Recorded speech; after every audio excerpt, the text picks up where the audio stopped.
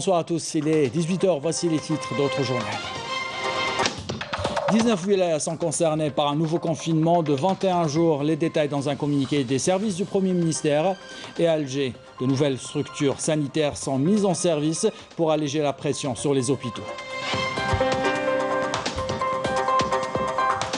À Paris, nous verrons comment les bénévoles de l'association ASEM et la Grande Mosquée de Paris organisent une campagne de solidarité pour les étudiants. Comme dans un vrai magasin, les étudiants non boursiers choisissent leurs produits et remplissent leur panier.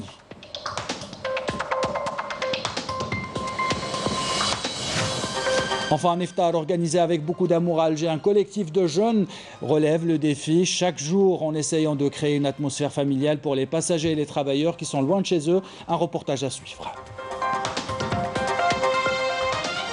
Voilà pour les titres. Bienvenue à tous. On entame ce journal par ce communiqué du bureau du Conseil de la Nation, présidé par Salah Goudjil, président du Conseil de la Nation. En suivant avec une attention accrue la dynamique que vit la scène nationale et relative aux revendications sociales, le bureau du Conseil de la Nation tient à rappeler qu'en dépit des implications et des répercussions de la pandémie de coronavirus sur l'économie nationale, les pouvoirs publics, à leur tête le président de la République Abdelmajid Tebboune et le gouvernement ont pris à adopter des mesures audacieuses en faveur du front social en veillant à la préservation du caractère social de l'État. Le bureau du Conseil de la Nation rappelle les démarches sincères et sérieuses engagées par le gouvernement et le président de la République qui a adopté et adopte toujours la méthode de la main tendue et du dialogue dans le cadre qui prend en considération la situation interne. Loin de tous ceux qui dénigrent le processus politique et économique poursuivi par l'État.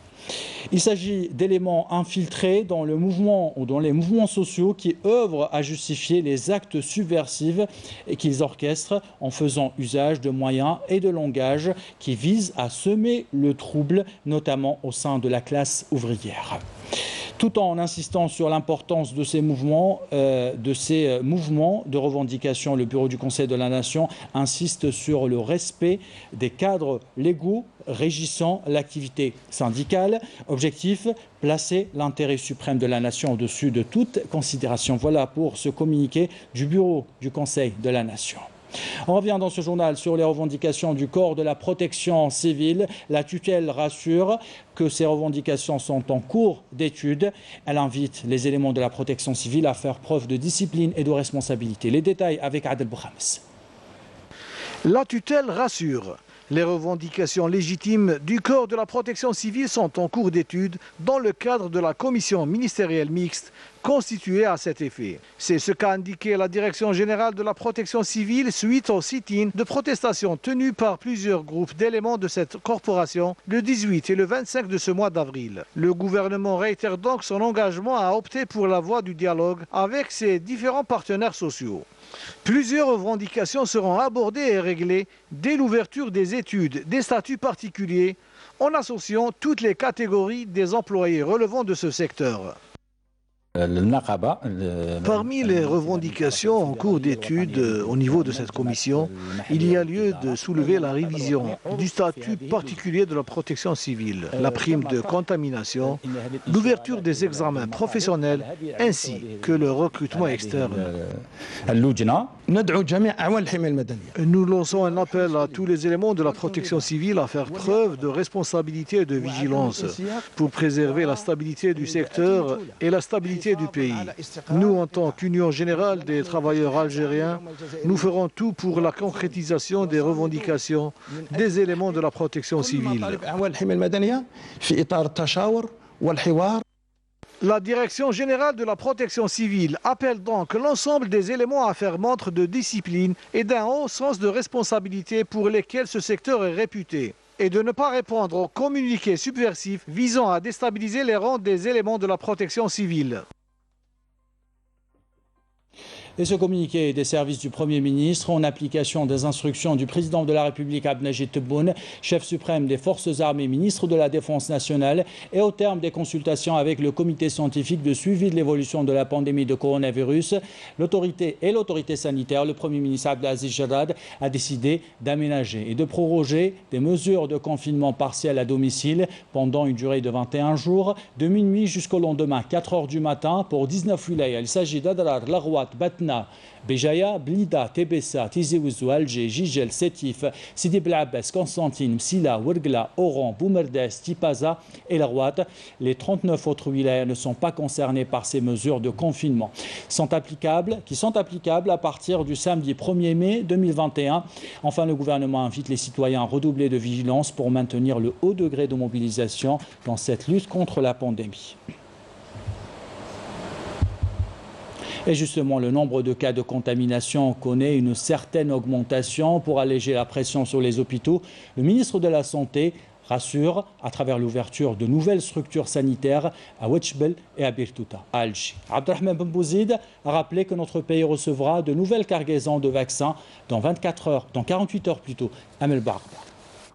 Le ministre de la Santé a mis en garde contre un rebond des contaminations au Covid-19 lié au relâchement de la vigilance et des mesures barrières dans un contexte de propagation inquiétante des variants. Abdelrahman Ben Bouzid a souligné que l'ouverture de nouveaux établissements de santé de proximité est destinée à alléger la surcharge sur les grands hôpitaux. Nous avons mobilisé plusieurs services médicaux au sein des hôpitaux pour la prise en charge du Covid, notamment en cas d'augmentation du nombre de contaminations et de troisième vague. Les spécialistes et le comité scientifique étudient la situation épidémiologique de près pour prendre les dispositions adéquates. Nous avons également renforcé les structures sanitaires et les hôpitaux par de nouveaux établissements de santé de proximité inaugurés, comme vous le voyez ici, et dans d'autres wilayas. Concernant les lenteurs enregistrées dans la vaccination en raison du manque de vaccins, dès qu'on aura de plus grandes quantités de vaccins, nous allons vacciner un plus grand nombre de personnes. Les vaccins seront répartis à travers les hôpitaux et les polycliniques pour la vaccination davantage de citoyens. Nous allons réceptionner des lots de vaccins dans les 48 heures en attendant de réceptionner une plus grande quantité durant le mois de mai. Le vaccin n'est pas l'unique solution. La prévention reste primordiale. En ces temps de recrudescence des cas, les citoyens sont appelés à se remettre à respecter le protocole sanitaire. Et justement, les cas de contamination sont en hausse. 286 nouveaux cas confirmés ont été enregistrés ces dernières 24 heures, 195 guérisons et 10 décès selon le ministère de la Santé. La prévention reste de mise et même si c'est extrêmement difficile, nous devons apprendre à vivre avec ce virus et intégrer les gestes barrières dans notre quotidien. Ces gestes sont-ils respectés? Eh bien, pas toujours. L'exemple ce soir à Oran. Les détails avec Adel Bouhames, lecture de Rima Amari. À Oran, comme partout à travers le pays, les mesures barrières semblent désormais être de l'histoire ancienne. Et ce ne sont certainement pas ces foules nombreuses dans les marchés et les rues d'El Behia qui nous contrediront. Personne ne porte la bavette ni dans les marchés ni dans les bus car je pense qu'il n'y a pas beaucoup de personnes atteintes du virus. C'est vrai, je ne porte pas de bavette. Je me balade seul ou avec mon ami. Aucun de nous n'est atteint du corona. Par contre, là où il y a du monde, je porte ma bavette. Je m'adresse à vous en tant que médecin et en tant que personne déjà atteinte du Covid. J'ai vu la mort de mes propres yeux. Les médecins de leur côté mettent en garde contre une augmentation certaine du nombre de contaminations, surtout après l'apparition de nouveaux variants du virus. Moi-même, les citoyens doivent nous aider. Nous espérons ne pas être frappés par une troisième vague, ou du moins quelles sont les répercussions légères sur la population. Nous avons constaté une certaine négligence dans les rues et dans les marchés. Mais je suis vacciné. mais j'enlève jamais ma barrette. En ce mois de Ramadan, il y a une augmentation nette du nombre des personnes atteintes. Il y a même des cas signalés du variant qui a récemment fait son apparition en Algérie. Nous sommes prêts à faire face à toute éventualité. Le corps médical et paramédical a acquis une expérience solide pour gérer ce genre de situation.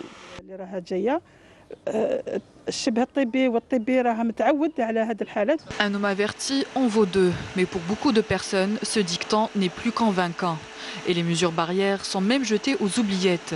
Mais les spécialistes ne le diront jamais assez, la lutte contre le Covid-19 relève de la responsabilité de tout un chacun. Et voici une autre responsabilité qui incombe aux parents et aux adultes.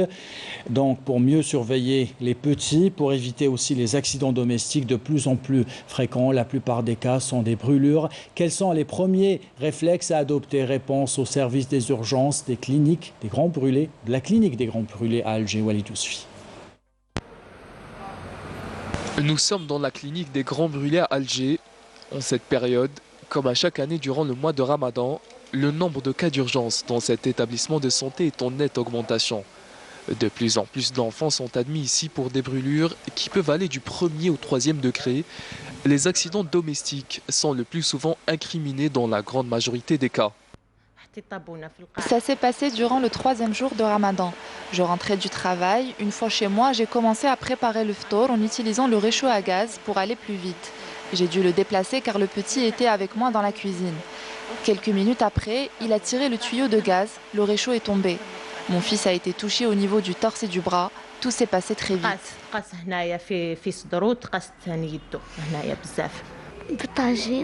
J'étais assise trop près du tagine quand mes vêtements ont commencé à prendre feu. Mon père m'a mis de l'eau pour réduire la douleur, puis m'a emmené à l'hôpital. Et ces accidents domestiques sont souvent dus à des brûlures par des liquides chauds. Parce que pendant le Ramadan, on utilise beaucoup de soupe, beaucoup de liquides, beaucoup de fritures. Donc ils sont brûlés soit très souvent à la soupe ou bien à l'huile et à l'eau chaude aussi. Et cela, ça donne des brûlures profondes et étendues qui nécessitent souvent l'hospitalisation.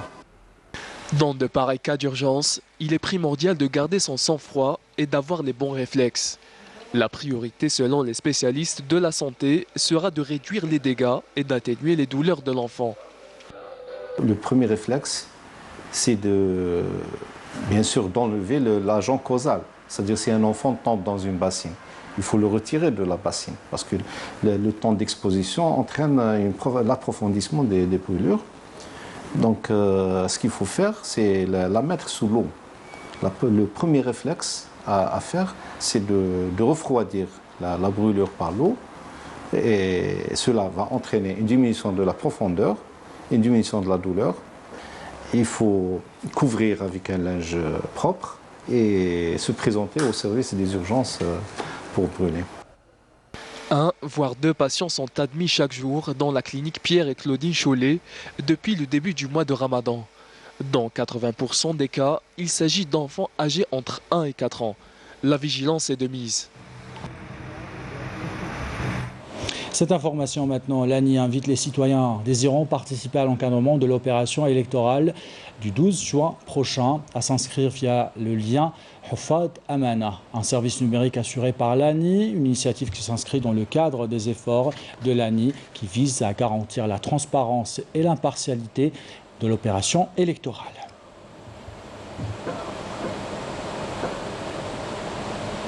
À Rolizane, la Maison de la Culture a organisé un iftar auquel ont été conviés les élèves des écoles coraniques et les cheikhs des Zaouïas en présence du conseiller et du président de la République chargé des associations religieuses, Aïssa Belakhdar, qui a mis l'accent sur le rôle des porteurs du Saint-Coran dans l'édification de la nouvelle Algérie. Destination Paris, où l'association ASEM organise en collaboration avec la Grande Mosquée de Paris 2 fois par mois une campagne de solidarité au profit des étudiants. Comme dans un vrai magasin, les étudiants non boursiers choisissent leurs produits, remplissent leur panier gratuitement. Mieux encore, des plats préparés leur sont proposés. Objectif, leur permettre de retrouver les senteurs du mois de Ramadan. La correspondance est signée Afef Belouchet. C'est une opération de solidarité très atypique qu'organise l'association ASEM et la Grande Mosquée de Paris. D'abord par sa cible, que des étudiants étrangers non boursiers, une aubaine pour ces derniers. C'est des courses, des produits frais, des produits sains, des légumes, des fruits, des pâtes, tout ce qu'un étudiant a besoin. Côté budget, notre budget course a vachement diminué. Je gaspille presque plus rien. Ensuite vient le mode de distribution. Ici, l'étudiant rentre comme dans un vrai magasin et choisit ses produits selon ses besoins. L'alimentaire, riche en produits secs, frais ou prêts à consommer, ainsi que des produits d'hygiène, principalement corporels. Je trouve que c'est très généreux déjà. Je prends ce qu'on veut, on a le droit d'avoir plusieurs choses à la fois. Donc il y a une variété de choses.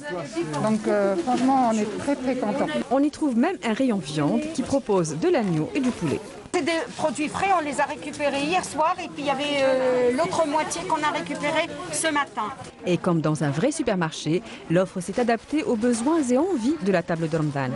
Pour le 3/4 des étudiants et jeunes, ils ont le bled, comme le ben, comme les plats que vous voyez cuisinés, tagine zitoun, on fait des plats, des briques. On fait des briques cuites et des briques non cuites. Il y a des jeunes qui préfèrent aller cuire le boulak fidarhom. Mais au-delà de l'aspect matériel, ici on veille à la dignité de l'étudiant qu'on entoure de la plus grande bienveillance. On s'occupe des jeunes qui c'est nos propres enfants. Au-delà de juste les conditions matérielles, c'est difficile d'être tout seul, de suivre des cours à distance, etc. Donc aussi savoir qu'il y a des gens qui pensent à nous et qui nous aident, c'est vraiment un plus. Et surtout pour ceux qui sont loin de leur famille comme moi, c'est vraiment vital. Ils sont entre 6 et 800 étudiants à bénéficier de cette action que mène de façon bimensuelle la SEM. L'opération est assurée grâce à 25 bénévoles et de généreux donateurs. C'est un peu délicat parce qu'en fait on reçoit beaucoup plus de dons que des espèces. 50 à 60% de ce que vous voyez à l'intérieur provient d'une généreuse donation de la Grande Mosquée de Paris. Et le reste à travers les personnes qui nous suivent depuis presque une année maintenant. Une équipe rodée à la tâche qu'ils assurent depuis plus d'un an suite au premier confinement sanitaire décrété en France. Retour en Algérie avec un iftar organisé avec beaucoup d'amour par les Jumeaux du Cœur et leurs amis. Ils ont transformé un restaurant sur les hauteurs d'Alger en un véritable repère pour des dizaines de travailleurs et de passagers. Objectif, leur offrir un repas chaud chaque soir. Rima Amari a passé un iftar avec ses bénévoles. Regardez. Un groupe de bénévoles, les Jumeaux du Cœur et leurs amis, se mobilisent à chaque mois sacré de Ramadan en ouvrant un restaurant de Rahma pour offrir des repas complets pour plus de 250 personnes par jour. Un engagement qui dure depuis 10 ans. On commence à 8 h du matin, on fait les préparations jusqu'à 11 h midi en général. Il y a des bénévoles qui viennent nous aider, que ce soit des étudiants, des gens qui travaillent et tout. Ceux qui ont du temps, ils viennent pour nous aider le matin. Après avoir fini en cuisine, on prépare les plats à emporter. On a entre 150 et 100 plats à emporter. En tout, on fait les 250 plats par jour, emportés sur place.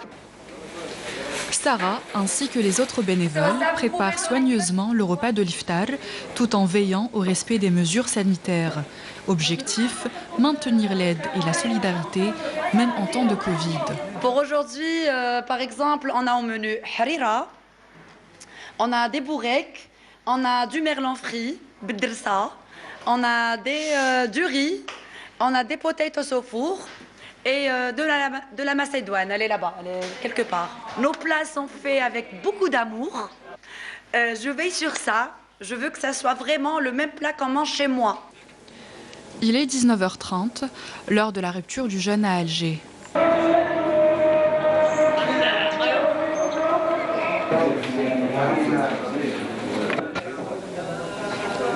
C'est le moment d'offrir aux convives de ce soir un repas chaud, riche et consistant dans une ambiance conviviale.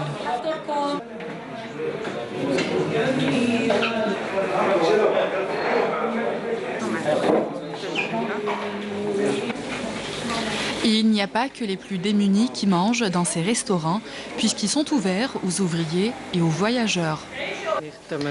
Je suis à Alger pour le travail et je n'ai pas où aller manger, donc je viens ici pour rompre le jeûne.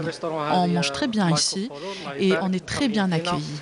Ce qui nous a poussé à faire ça, c'est beaucoup plus de partager. Voilà, surtout à un repas, il y a beaucoup de personnes qui sont seules. Durant le mois, ce n'est pas juste pour les nécessiteux. Une fois que tout le monde est servi, la pression retombe pour nos bénévoles. Sincèrement, je suis satisfait. Les gens, ils ont tous mangé, même ceux qui ont pris l'emporter. Je serai toujours galvanisé à donner beaucoup de plus.